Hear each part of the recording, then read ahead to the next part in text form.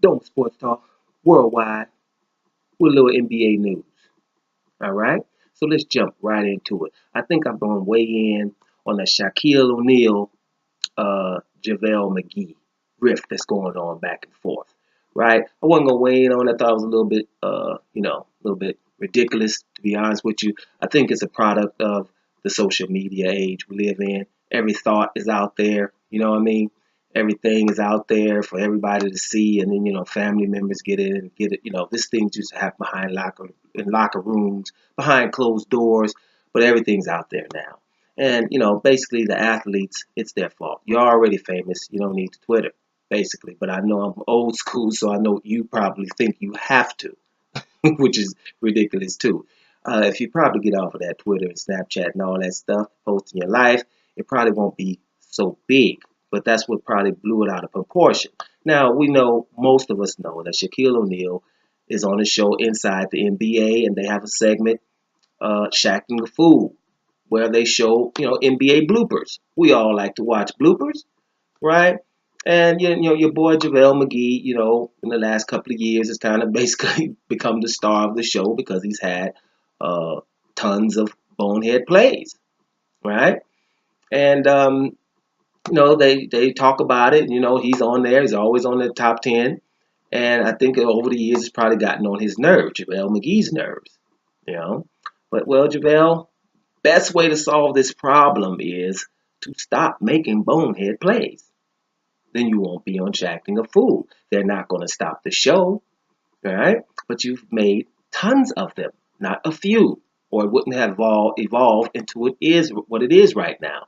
So that would be the best way. Now I've never witnessed them showing any malice towards him or being mean towards him. They always give him love after they show it, because they're probably uncomfortable that he's on there so many times. But you can get a good laugh from some of these bonehead plays.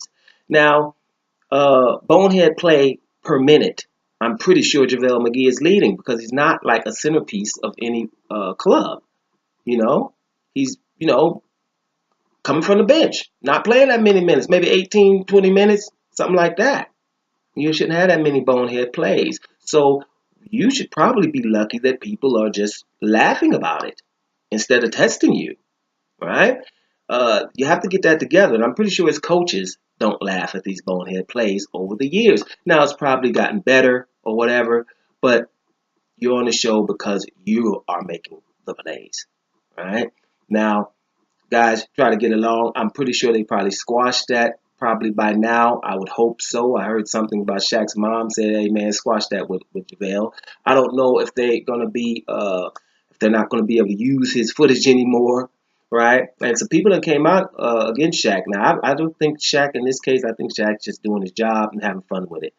That's how it's came over to me. I haven't felt like he's been really mean to the guy, right? Or has anything against him. He seems to give him love every time. But that interview last year showed me that JaVale McGee didn't really like what was going on because Shaq was trying to show him love while they were interviewing and he just wasn't having it. I kind of got a funny feeling from that this wasn't sitting well with JaVale McGee. But, I think that they're going to squash it now. Let's hope these guys can move forward. But like I say, JaVale, just stop with the bonehead plays and the problem is solved, right? Now, his teammates and coach, they done came at Shaq pretty hard. Kevin Durant came out straight up, echoed my sentiments. Really, Shaq's not that skilled. You're just bigger than everybody. You know, I'm not a Shaq fan, but I just don't think he's wrong here. My favorite player of all time is Hakeem Olajuwon, right? I didn't say favorite center, favorite player, period.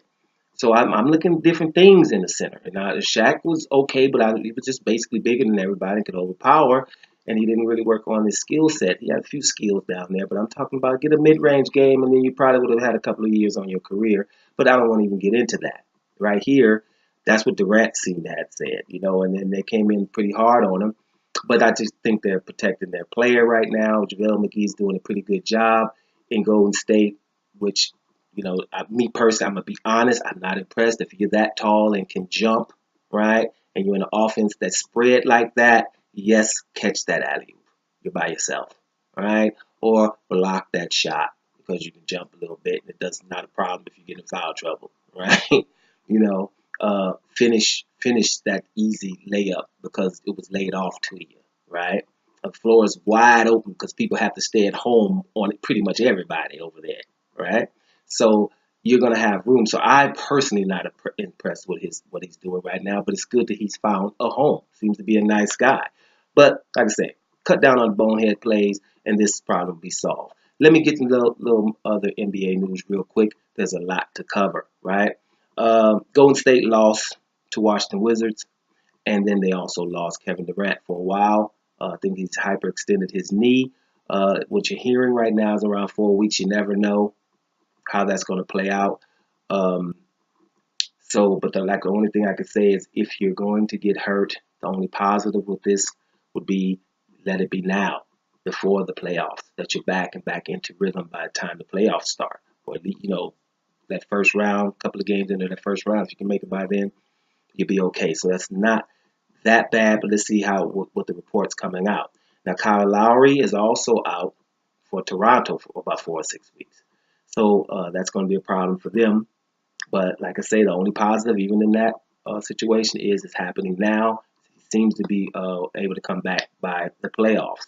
So let's see. Some people have picked up those wave players that was out there, right? Now it looks like Warriors about to get Matt Barnes. Now Matt Barnes, he helps any team. Period. Defensive-minded guy, a transition type guy, gets in your face, fits right into the Warriors because they're playing D. Okay, in Golden State. I know they got those shooters out there, make you think they're not playing D. Let me tell you something. First of all, led by Draymond Green, best defender in the game. To me, Klay Thompson right there playing D, right? You put a guy like Mike Barnes in there. They got Iguodala over there playing D.